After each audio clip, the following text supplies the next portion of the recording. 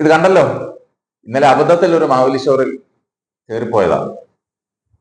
മാവേലി സ്റ്റോറുകളിൽ പട്ടി പെറ്റി കിടക്കുന്നതെന്ന് പറഞ്ഞാൽ വിശ്വസിക്കുമോ?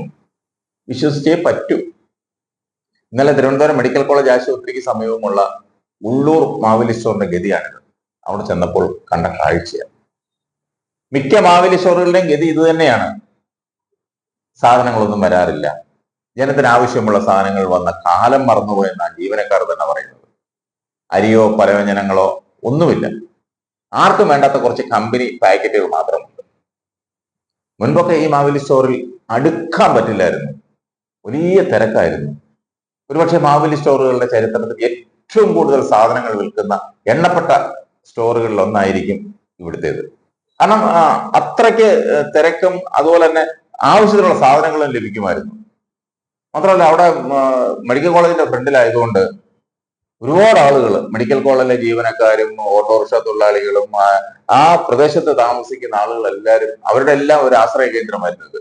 അവർക്കെല്ലാം എന്തെങ്കിലും സാധനം വേണമെങ്കിൽ ഓടി വന്ന് വാങ്ങിക്കാൻ പറ്റിയൊരു സ്റ്റോറായിരുന്നു ഇത്. ഇപ്പോൾ ആരും തിരിഞ്ഞു നോക്കാറില്ല. നോക്കിയിട്ട് കാര്യമില്ല. ആവശ്യമുള്ള ഒരു സാധനങ്ങളും ഇല്ല. വെറുതെ ആരും വരില്ലല്ലോ. സാധനങ്ങളൊന്നുമില്ല.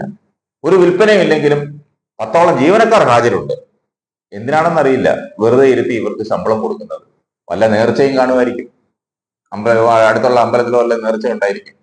അല്ലെങ്കിൽ പിന്നെ ഇത്രയും ജീവനക്കാർക്കും കൂടി ലക്ഷങ്ങൾ ശമ്പള ഇനത്തിൽ വെറുതെ ചെലവാക്കുമോ? സ്ഥിരം ജീവനക്കാരും താൽക്കാലിക ജീവനക്കാരുമായിട്ടാണ് 10ഓളം പേരുള്ളത്. നേരത്തെ ഇതിൽ കൂടുതൽ ഉണ്ടായിരുന്നു. ഇപ്പോൾ പലരെയും കാണുന്നില്ല. പല മുഖങ്ങളും കാണുന്നില്ല. ഒരുപക്ഷെ താൽക്കാലികക്കാരായ അവർ തന്നെ ചിലപ്പോൾ ഉപേക്ഷിച്ചിട്ട് പോയായിരിക്കും. മന്ത്രിയുടെ മൂക്കിന് താഴെയാണ് ഇത് ഓർക്കണം. വയ്യെങ്കിൽ കളഞ്ഞിട്ട് പോണം. ഹേ, എന്തിനിങ്ങനെ ആളുകളുടെ പ്രാക്കും തെരുവിളിയും കേൾക്കാൻ അള്ളിപ്പിടിച്ചിരിക്കുന്നു? പ്രഗത്ഭനായിരുന്ന ഇ ചന്ദ്രശേഖരൻ നായർ, അദ്ദേഹം ഭക്ഷ്യവകുപ്പ് മന്ത്രിയായിരുന്നപ്പോൾ അദ്ദേഹത്തിന്റെ ഭരണപരിഷ്കാരമായിരുന്നു, അദ്ദേഹത്തിന്റെ സങ്കല്പമായിരുന്നു മാവേലി സ്റ്റോറുകൾ. അദ്ദേഹമാണ് ആദ്യമായി മാവേലി സ്റ്റോറുകൾ ഉണ്ടാക്കിയത്.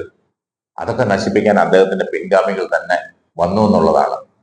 കൊള്ളാം എന്തായാലും.